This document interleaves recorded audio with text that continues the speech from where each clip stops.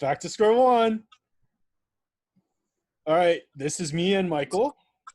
We're here to Hello. practice for educational purposes and shove it on YouTube. Our artistic interpretation of Broadway Bound. I think that's what they say. Fair way to say it, I would say.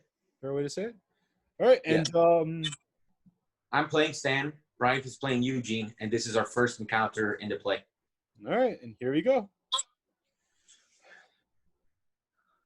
All right, tell me slow. Tell me everything. What kind of job do we get? When do we start? How much money do we get paid? Well, we didn't discuss any of those details, but if they like the script that we hand in, we're hired. If they like the script, then they'll hire us. You mean it's not a job, it's an audition.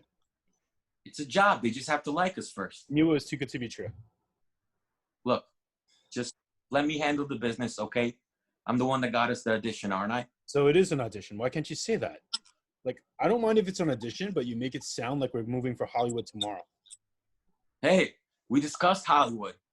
We actually discussed Hollywood.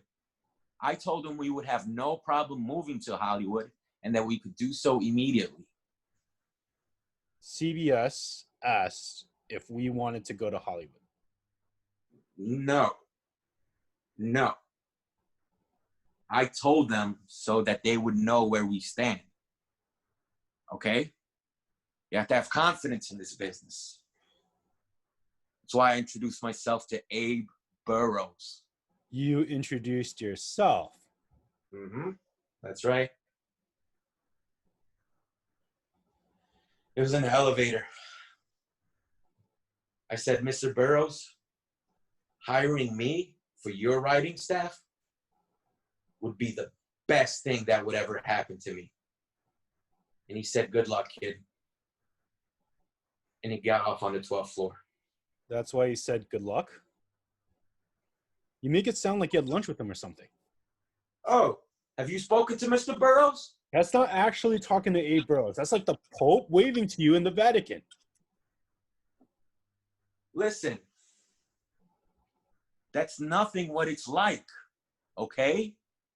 You introduce yourself to these people in the elevator, by the coffee cart, wherever you see them. After 2 or 3 times, they start to remember you. That's how these things work. Now, speaking of working, let's get to it. Man, I'm starving. You got any cookies or anything? Why don't we have dinner first? We don't have time for dinner. We have to work. If you can eat cookies, you can eat pot roast. It just takes another few minutes to chew it. Okay, go downstairs, get us a couple of sandwiches. Bring them up here. We'll eat them here while we work. And get us some milk, and get us some pastries, and whatever else looks good down there. How late are we going to work? Oh, maybe all night. They want this thing at 10 a.m. tomorrow. They want to finish sketch by 10 o'clock in the morning?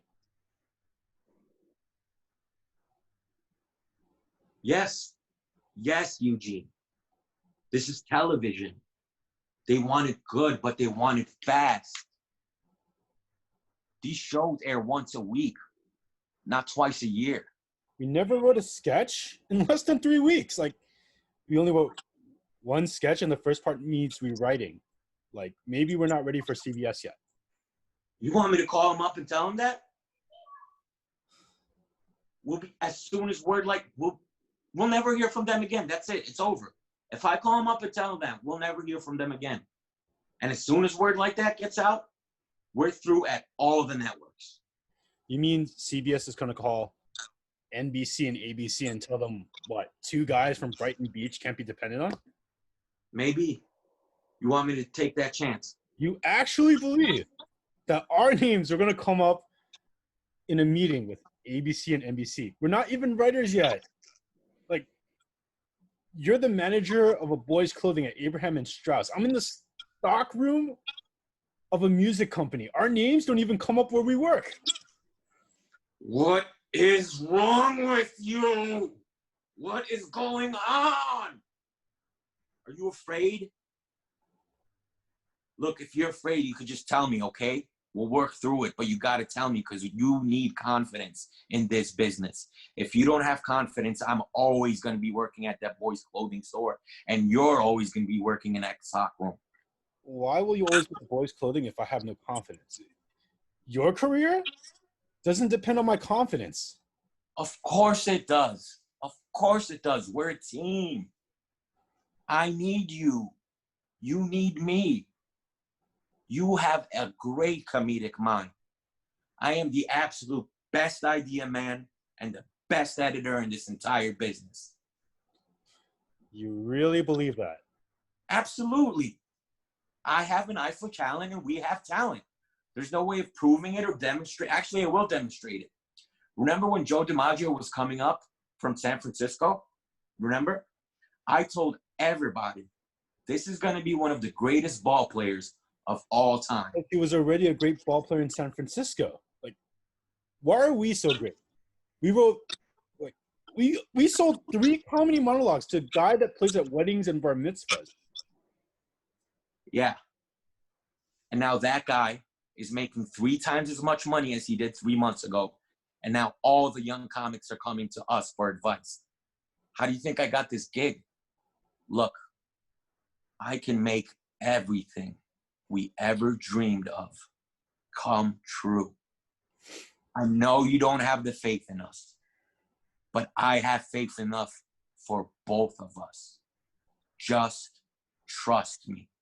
Now go downstairs, get those sandwiches, bring them up here. We're going to start working on some ideas. I didn't know we were going to work tonight. Well, now you know. And lettuce and tomato on my sandwich. All right. The thing is, I wanted to see this girl tonight. Well, now you're not going to go see her. And if there's any cucumbers down there, put those on my sandwich also. I could be, I could leave by 7, be back by 9. I just have to see her. I could run on the subway. Tonight of all nights. This is the greatest opportunity of our lifetime. You could see her any other night. What is wrong with you? She's engaged with the guy from Harvard. Like, she wants to break it off, but look, if I don't convince her I'm the guy for her, he's liable to talk her into going through with it. If he can talk her into going through with it, what do you even want her for? Because she's perfect. You only get one chance in life of meeting the perfect girl. Huh? You know how many perfect girls there are in Hollywood? They're all perfect. Everywhere you look, a perfect girl. Trust me, in 2 years, you're going to be sick of perfect girls.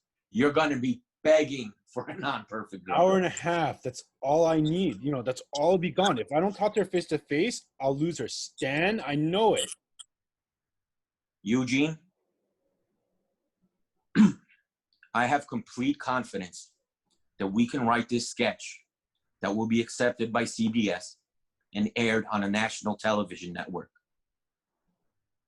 But I don't have the confidence that we could do it in one night. But we have to try. You remember that story that Pop told us about how he had the chance to go into business with his friend and he couldn't make up his mind about it. He stood up all night thinking and thinking. And by the time he decided he did want to go into business with him, it was too late. Now that guy's living in Park Avenue, and Pop is still downstairs chopping up raincoats. And you're willing to give it all up. And by the way, I'm not saying this is the only opportunity we'll ever get. But it might be. It might be. And you're willing to give it all up for some girl that you might not be even interested in next week. I'll be interested in her for the rest of my life. Go. Go, be with her. I'll write the script myself. I'm not going to pass up this opportunity.